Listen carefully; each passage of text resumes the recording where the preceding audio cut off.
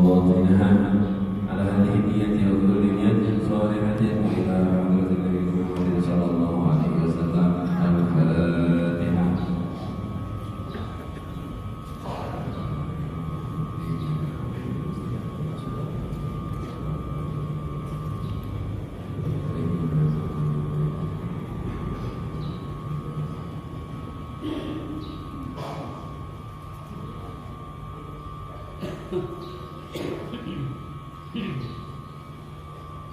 Bismillahirrahmanirrahim. Qala Rasulullah rahimahullah ta'ala wa nafa'ana bihi wa bi'ulumihi fid dharain. An Abi Hurairah radhiyallahu anhu qala qala Rasulullah sallallahu alaihi wasallam inna Allah ta'ala qala man 'ada li waliyan faqad adantuhu bil harb wa ma taqarraba ilayya 'abdi bi shay'in ahabba ilayya mimma aftaradtu alayhi wa ma yazalu 'abdi yataqarrabu ilayya bin nawafili hatta tuhibbah fa idza ahbabtuhu kuntu sam'ahu alladhi yasma'u bihi wa basarahu alladhi yubsiru bihi wa yadahu allati yabtishu biha wa rijluhu allati yamshi biha wa in sa'alani u'tiyah wa in sa'alani a'taytuhu wa la in ista'adani laqidanna. Al-Bukhari.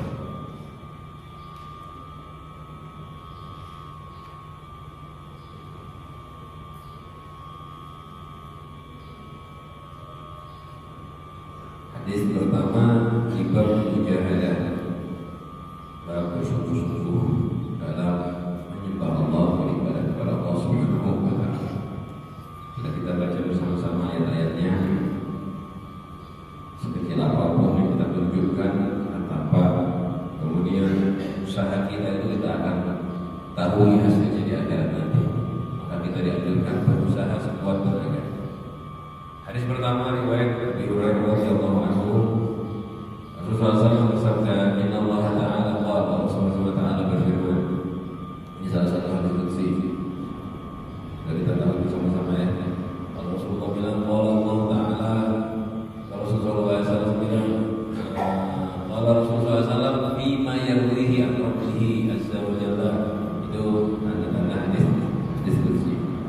Dan ini salah satu hadis qudsi yang sangat hebat. Masyhur hadisnya.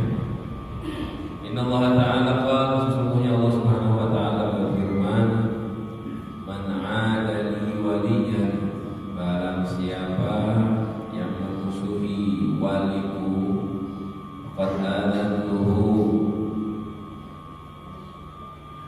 maka aku telah mengumumkan kepada dia bil harbi, dengan perang.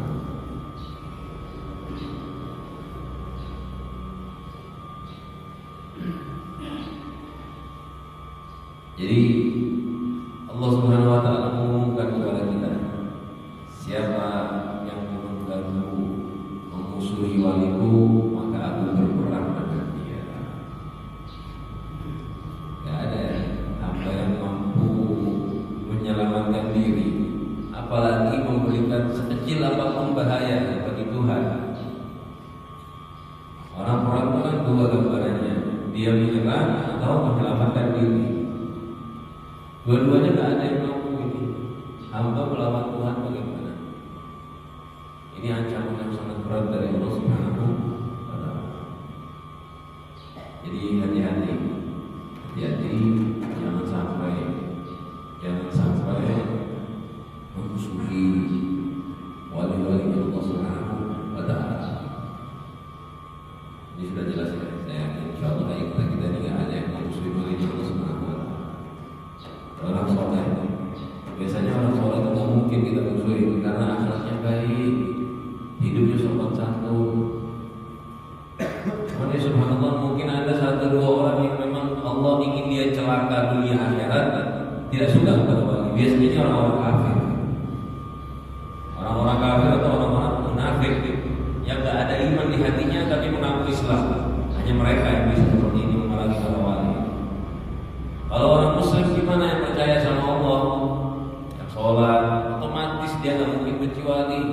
Wali itu nggak ada nyakiti kita, nggak ada ganggu kita. Jangankan ganggu, wali itu nggak ada ketomaan dalam diri kita. Berharap apapun sama kita nggak ada.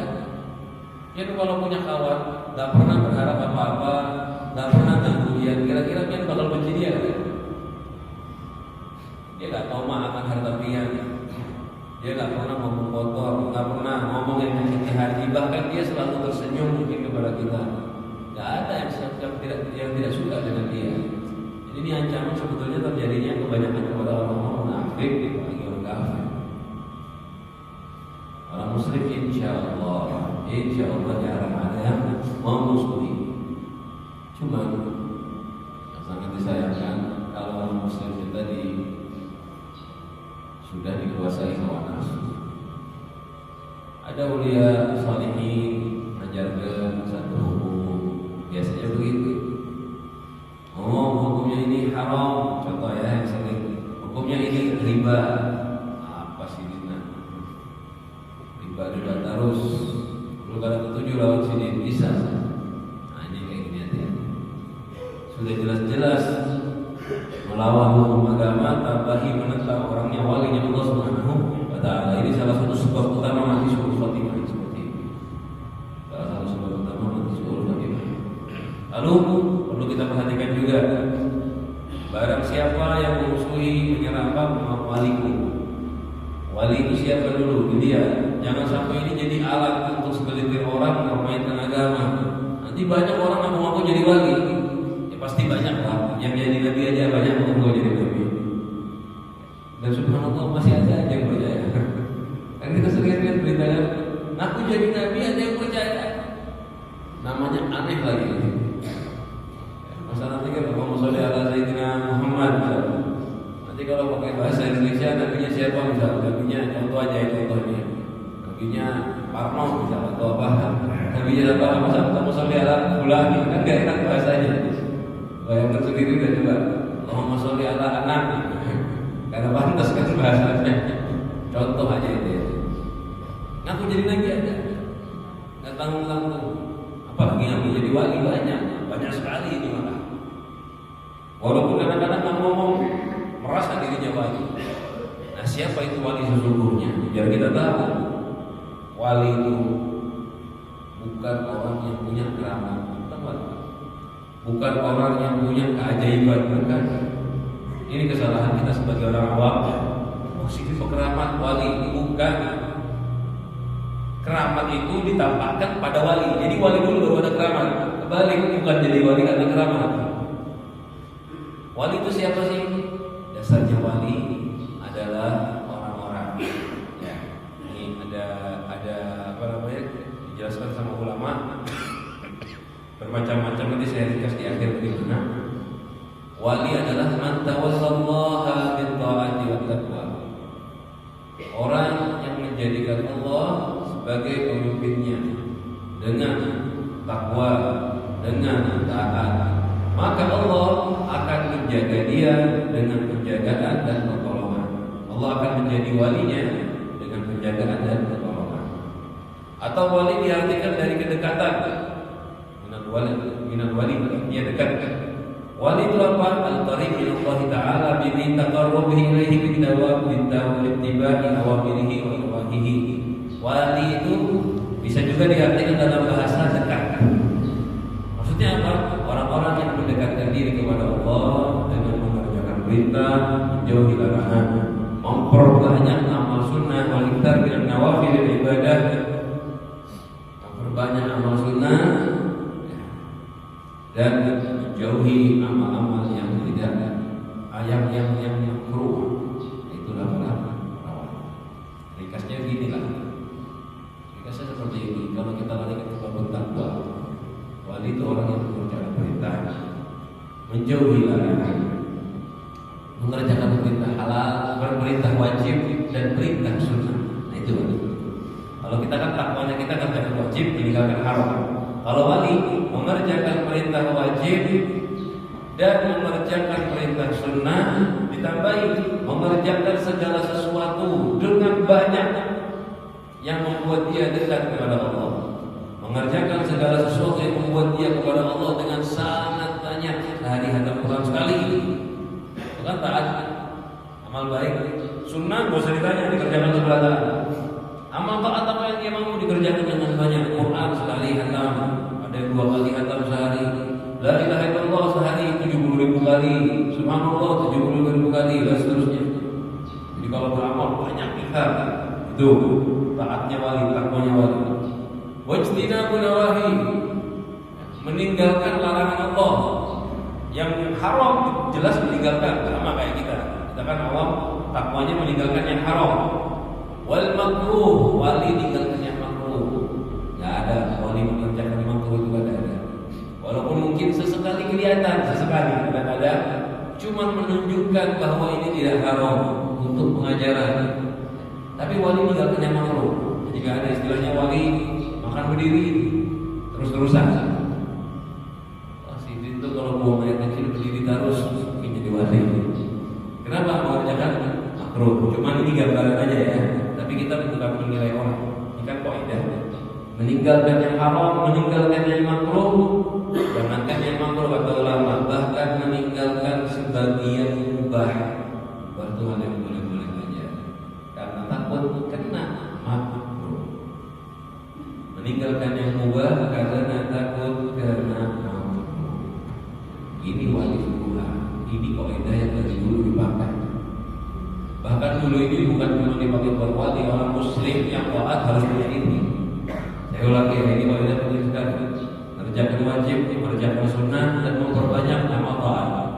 Meninggalkan haram, makruh dan meninggalkan sebagian mubah karena takut kena makruh. Kaidahnya tak jelas kelihatan. Itu bolehnya Allah Subhanahu wa taala. Anehnya subhanallah, tambah belakang zaman berubah, kualitas wali menurut manusia berkurang. Sekarang ini kan kualitas wali kalau kita ini melihat orang woi memegang sudah bisa jadi wali. Bukan berarti jadi imam besar bukan wali, bukan. Bisa jadi mereka wali.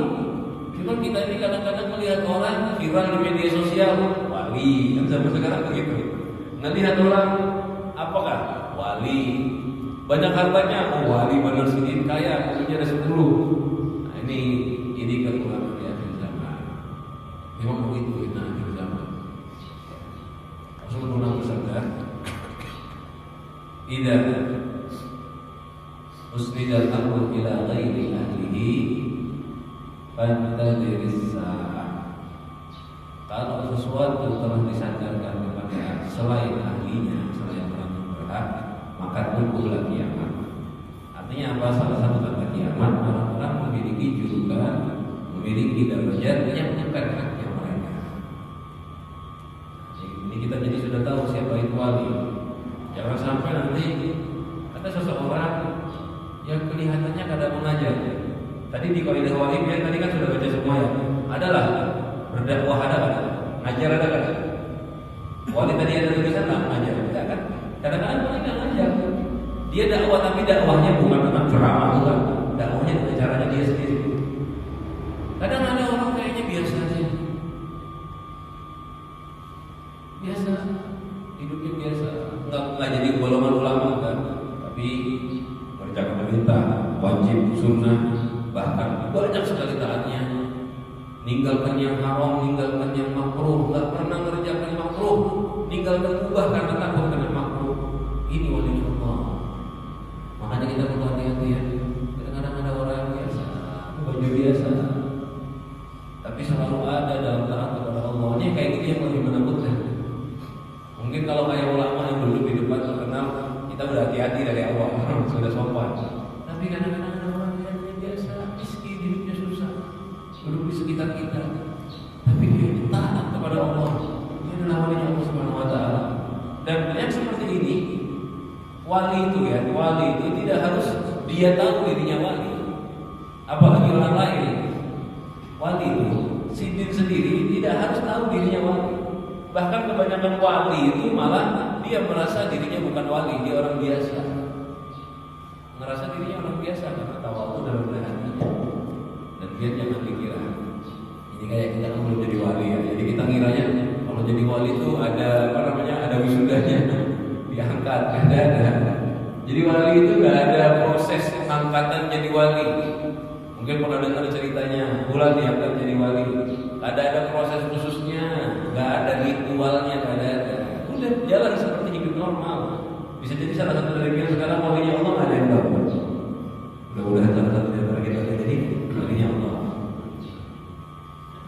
Cuman ini jelas ya, kaidah ini jadi jelas. Ada orang yang kayak tadi punya keajaiban disebut rahmat Allah. Lalu lagi namanya Allah. Kalau kita kembali, ketika orang punya keajaiban maksudnya ini hal kita perlu paham itu tujuannya apa? Agar kita tidak meremehkan orang lain. Karena ada orang kelihatan rendah, susah, orang dilina atau kelihatan orang bawah, kalangan bawah, tapi ternyata dia ibadahnya bukan main. Nah, dulu ada satu orang lain di Jawa, biasa mana-mana pakai sepeda genjot, kejualan parfum yang halus, harganya Rp1.000. Tapi nggak ada penjualan ke majelis-majelis. Majelis penjualan aja punya Habib jualan ada, jadi nggak ada bohong gitu. Nah, kalau kayak gitu menjual nama jadi dia ke pasar. Pasar kayak pasar yang bergelar di bawah pakai kayak terpal itu dijualnya di pasar. Kadang penjual ke masjid, Jumatan di situ ada. Penjualannya itu bukan cari simpati orang lain. Oh saya kan Habib jualan di majelis, yang mau beli parfum saya itu kan cari simpati. Sini tidak ada.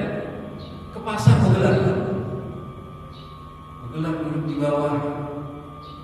Pagi biasa berangkat keluar dari rumah tuh siang-siang. Belum tahu seperti ceritanya, jadi belum tahu.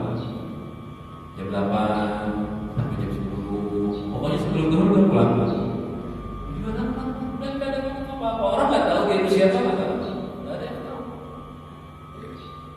Tapi ya kelihatannya kan orang biasa. Jika ada ilmu, jualan di pasar itu tempat yang paling jelek. Kan orang nggak paham gitu.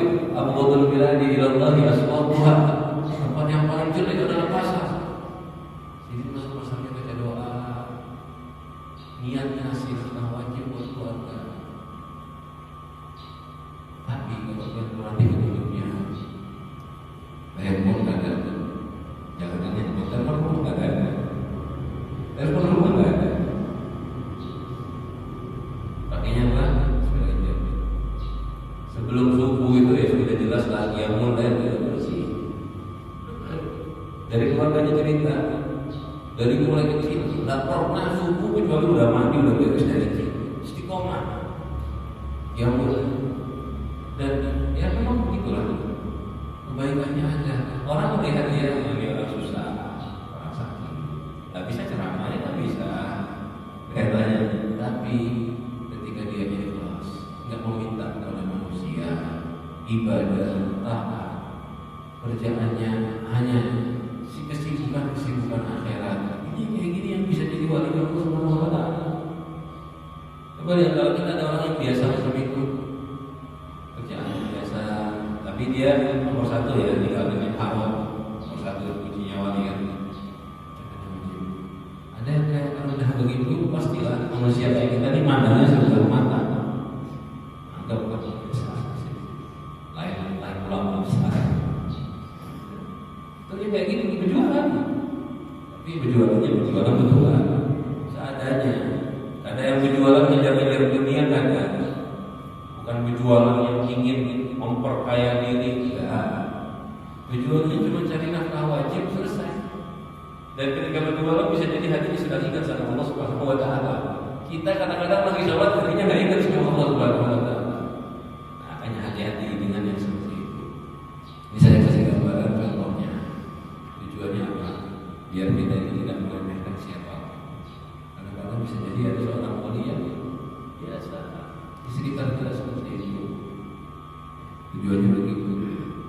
Memang kan ada istilahnya ulama la ya'riful wali illa Allah. Tidak tahu wali kecuali sini wali juga. Cuma kalau ada seseorang mengerjakan haram, kita bisa tahu dia pasti bukan wali. Orang yang mengerjakan haram maksiat, kita udah bisa tahu dia bukan wali. Kenapa? La ya'rifu ghairul wali illa ghairul wali. Nggak tahu selain wali kecuali sama-sama bukan wali juga. Wali kenal wali, kalau kita kan sama-sama bukan wali, kita bisa tahu juga. Lalu apa hubungannya? Babnya kan tidak ada. Kok ada? Barang siapa yang menyakiti waliku, maka akan mengumumkan orang dengan dia. Apa hubungannya dengan bab mujahadah, berusaha sekuat tenaga? Hubungannya memang wali itu adalah orang yang bermujahadah dalam mendekatkan diri kepada Allah. Hadisnya selanjutnya, "Wa man taqarraba ilayya 'abdi bi syai'in ahabba ilayya mimma aftaradtu 'alaihi." Ini lanjutan hadis ini. Dikatakan oleh ulama, ini juga definisinya wali. Jadi yang saya ngomongkan tadi itu belakangan diambil dari hadis ini, diambil dari sabda-sabda Rasulullah SAW. Inilah definisinya wali. Siapa wali? Yang tadi saya sampaikan ini diambil dari pembahasan. Ma taqarraba ilayya 'abdi, tidaklah mendekatkan diri kepadaku seorang hambaku bisyai'in dengan sesuatu ahabba ilayya yang aku lebih cintai mimma aftaradtu 'alaihi, dari hal yang aku wajibkan atas diri. Artinya, kalau kita mau mendekatkan diri kepada Allah, tidak ada hal yang paling disenangi oleh Allah seperti mengerjakan yang wajib. Kalau dia ingin mendekatkan diri kepada Allah, apa sih yang paling dicintai oleh Allah? Kerjakan yang wajib. Wajib sedikit, kalau 5 waktu aja seharian, itu dia sholat 5 waktunya dikerjakan yang sempurna. Alih-alih misalnya daripada dia sholat nawafil 100 rakaat misalnya, kerjakan sholat isya dengan adab, dengan bacaan yang bagus, dengan hati yang ikhlas, panjang sholatnya, dikerjakan adabnya. Ini bisa mensalahkan puluhan sunnah.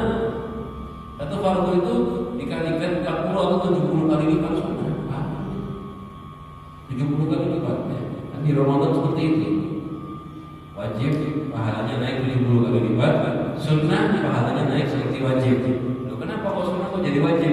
Pahalanya karena wajib itu 70 kali lipatnya sunnah, masing-masing dikalikan 70 kali lipat. Bayangkan, jadi 70 kali sunnah belum tentu sebanding dengan satu waktu. Makanya tidak ada hal yang mendekatkan diri kepada Allah. Berbagus waktunya, dan seandainya dia ini hal yang paling benar terjadi.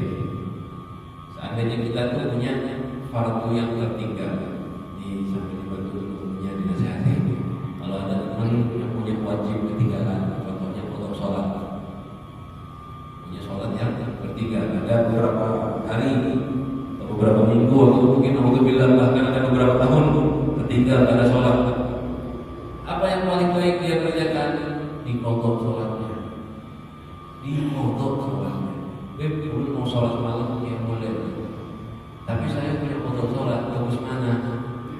Potong sholat dia 70 kali lipat minimal daripada qiyamul biasa. Dan qiyamul dia itu sebetulnya ya, kalau dia bangun malam tahajud, kalau usah tahajud, jangan sholat sunat tahajud. Seandainya punya potong sholat potong aja. Sholli waktu subhi qadhaan, bangun lagi sholli waktu zuhri qadhaan, terus kodoknya pian karena dikerjakan habis tidur, otomatis dapat pahala tahajud. Otomatis dapat pahala tahajud. Jadi yang mau qiyamul lail sholat yang dikerjakan, seandainya punya kodok sholat, nggak usah kegiatan tahajud, sholat kodok aja, otomatis dapat pahala qiyamul lail.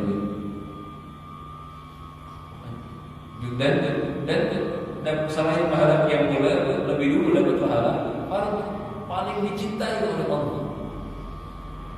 Qabliyah ba'diyah kayak apa?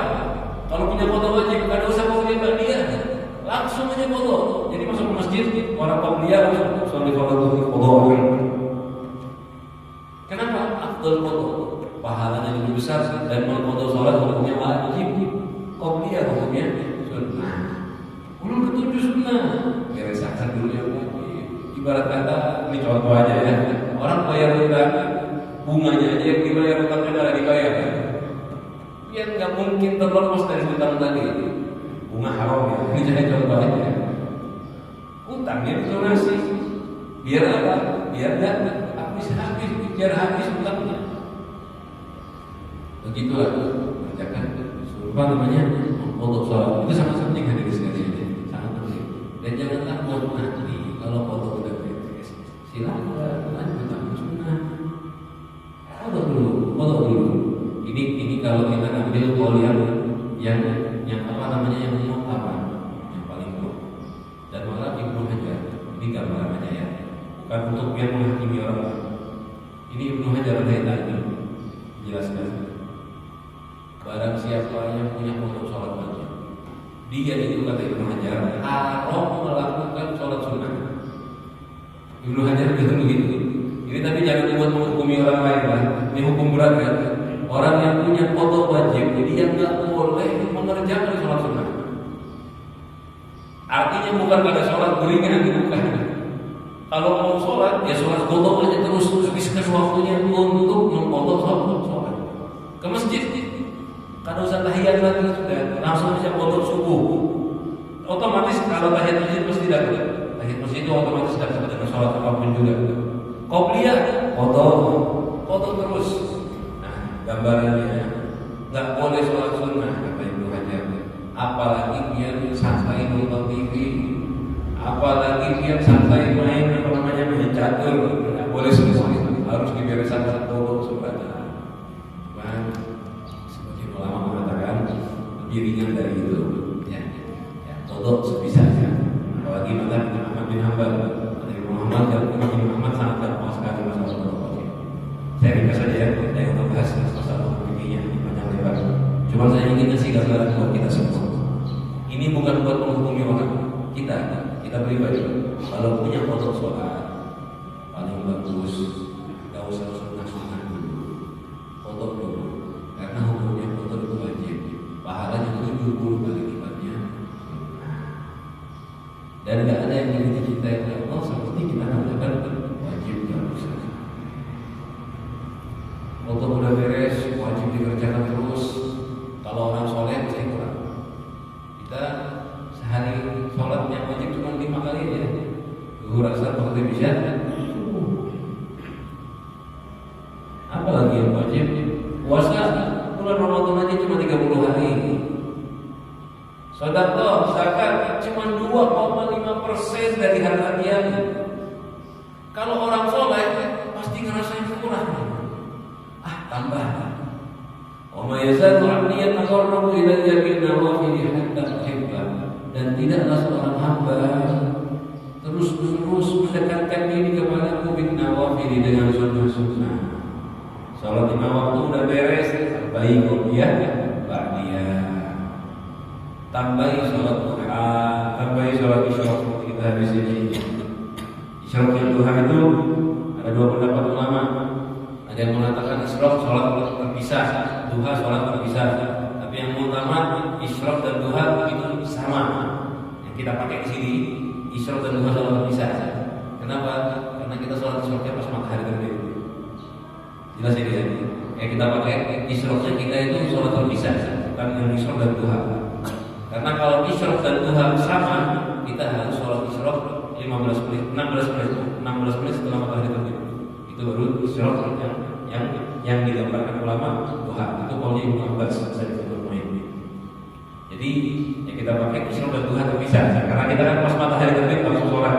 Itu dia sholat isyraq. Ini ada khilaf ulama di situ tentang aturannya juga ada.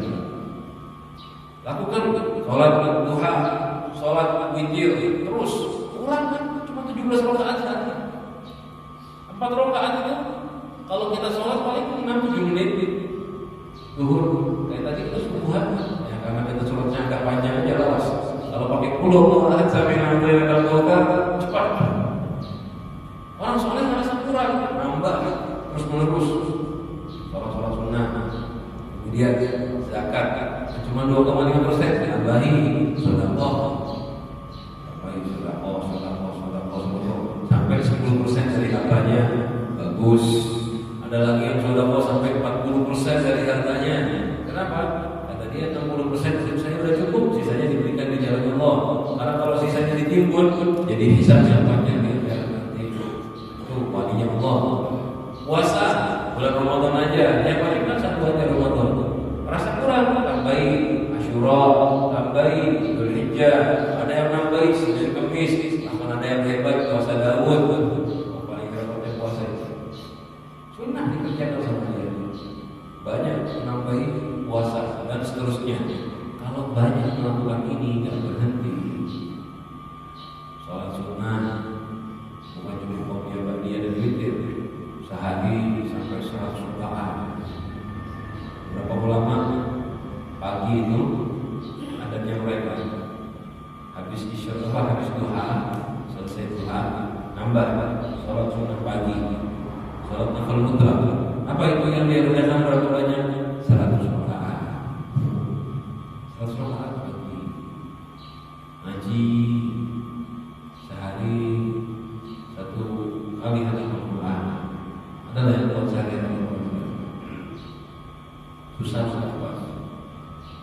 Seminggu sekali masih susah buat kita. Saya punya Ustaz Rahmat Sikap. Beliau itu bukan hafal Al-Quran, bukan hafal Al-Quran. Cuman kalau ditanyain ayat pasti nyambung. Tapi bukan hafal. Di beliau ini makanya kan kalau hafal kan wajar dia baca hafalan terus. Di beliau bukan hafal, tapi 3 hari sekali selalu hafal Al-Quran. Setiap 3 hari, berarti 1 hari 10 juz. 1 hari 10 juz. Dan itu bukan sesekali, rutin setiap hari. Di tengah kesibukan dakwah, tapi itu harus hafal 3 hari sekali. Ngajar di pesantren. Dan pesantren itu kan jadwal full. Bukan yang nganggur-nganggur. Kita ini kalau suruh 3 hari sekali hafal, kerjaan libur, semua libur. Baru bisa hafal. Kalau masih ada kerjaan, pasti bolong. Beliau ini sesibuk-sibuknya, bahkan ada acara kalau kita istiqomah 3 hari sekali kita bawa. Dan hebatnya bukan yang hafizul Quran. Kadang-kadang hafizul Quran apa-apa mengulangi apa ngaji itu cuma kayak buat ngulangin hafalan biar ada lupa. Kalau yang macam ini ngajinya bukan cuma karena hafalan, tapi ngajinya memang benar-benar menikmati kita dan istiqomah. Tak perlu tahu ini yang susah. Banyak mengerjakan hal yang seperti inilah. Dan kalau rutin istiqomah, majunya banyak, sholatnya banyak dan seterusnya, hatta ahibbah nanti yang dicintai oleh Allah Subhanahu wa taala. Kalimat ulama ahibbah dicintai oleh Allah artinya menjadi walinya. Karena wali itu kekasih, orang yang dicintai oleh Allah itulah walinya.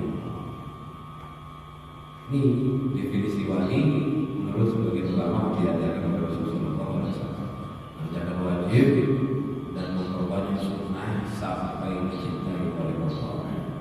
Fa'idha ahbabtuhu, kalau aku cinta kepada hamba tersebut, karena tadi menjaga wajib memperbanyak sunnah. Ini tadi, ini kuncinya bab kita. Mujahadah bab kita kan bab bersungguh-sungguh berusaha sekuat tenaga. Ini tadi gambaran babnya. Mengucapkan wajib dan memperbanyak sunnah. Ini gambarannya. Kayak tadi saya ceritakan bahwa sholat rakaat jadi 3 hari sekali hatam. Sholat wajib saja. Ya kayak gini hasilnya dicintai oleh Allah. Faidah agak tuh kalau Allah cinta kepada dia, kuntu sama. Aku menjadi pendengarannya. Ada dia semuanya yang dia gunakan untuk mendengar. Wabasarahu menjadi penglihatannya. Alladzi yubsiru bihi yang dia gunakan untuk melihat. Saya jelaskan. Wa yadahu allati yabtushu biha menjadi tangannya yang dia gunakan untuk batas untuk bergerak, mengambil, mengangkat. Wa rijlahu allati yamshi biha dan aku menjadi kakinya allati yamshi biha yang dia gunakan untuk berjalan. Ini 4 kalimat ini, 4 bagian ini jangan sampai salah hati. Ini telinganya telinga Tuhan. Saya nggak bilang telinga, mendengar, kelihatan. Dan memang bahasanya tangan, kaki, kiri. Artinya apa? Dikatakan oleh ulama ini bukan soirul, bukan Allah menjadi, bukan, tetapi ini kiasan akan penjagaan Allah Subhanahu